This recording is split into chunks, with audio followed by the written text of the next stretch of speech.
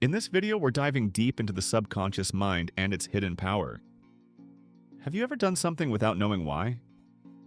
Or felt a strange connection to someone or something, just because something inside you whispered it was right?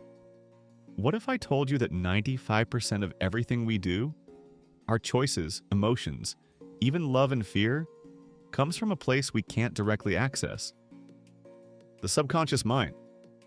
That quiet, invisible force guiding our entire life from behind the curtain? But where did this idea even come from? Who was the first to say that we carry an unknown world inside our heads? To find the answer, we need to travel back to the 19th century, to Vienna, Austria. There, in a small office filled with books and Greek statues, a man named Sigmund Freud was changing the way we understand the human mind. He believed that the mind wasn't just what we consciously think. It had deeper layers, filled with hidden desires, fears, and repressed memories.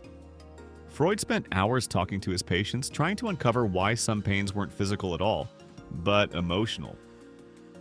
In 1899, he published his groundbreaking book, The Interpretation of Dreams, and wrote, "Dreams are the royal road to the unconscious." That single sentence started a revolution in psychology. For the first time, the human mind was seen as an unexplored continent.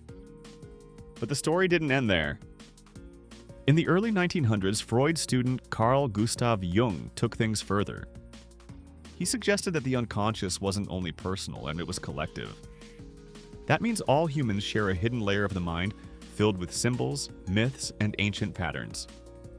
Jung believed our dreams connected us to humanity's oldest stories. The hero, the shadow, the mother, all repeating through time. Meanwhile, early brain scientists were just beginning to explore how the brain really works. But it took decades for science to find real physical evidence of the unconscious. In 1957, a strange experiment made headlines. During a movie screening, researchers flashed a message for just a few milliseconds. Eat popcorn, drink Coca-Cola. People didn't consciously see it, but sales went up. Later, it turned out the experiment was exaggerated, but it sparked an idea. Maybe the subconscious truly drives behavior. Still, psychology pulled back for a while. Behaviorists wanted proof, something measurable.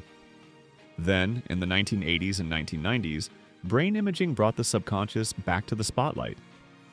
Scientists discovered that the brain makes decisions seconds before we're even aware of them.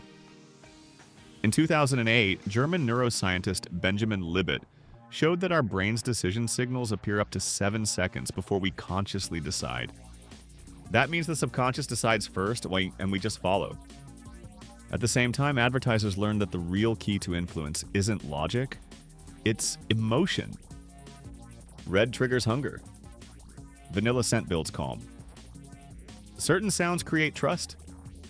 Everything is designed to reach the subconscious. According to the Nielsen Institute, over 80% of our buying decisions are unconscious. We don't really know why we choose what we choose. But the subconscious isn't just a marketing tool, and it's how we survive daily life. When you drive without thinking or unlock your phone without noticing, it's your subconscious running the show. Even love, hate, fear, and trust start from there. But with great power comes danger. The subconscious learns not from logic, but from repetition and emotion. If you keep telling yourself, "I can't," your subconscious records it as truth and shapes your reality. That's why, in the 1960s, authors like Joseph Murphy wrote about the power of your subconscious mind, suggesting we could reprogram it through belief and positive repetition. And today, neuroscience is backing some of those claims. Studies on mirror neurons show that when we imagine doing something, the same parts of the brain light up as when we actually do it. That's why visualization isn't just spiritual talk, it's real brain work. Olympic athletes mentally rehearse their routines before performing, and their brains activate just like during the real event. So the subconscious isn't just a memory vault, it's a tool for building the future. Still, psychologists warn us not to over-romanticize it. The subconscious isn't magic, it's programming. If it's filled with fear and anxiety, it will mirror that in our actions. And today, we're feeding it more data than ever. Social media algorithms are built to target our subconscious reactions.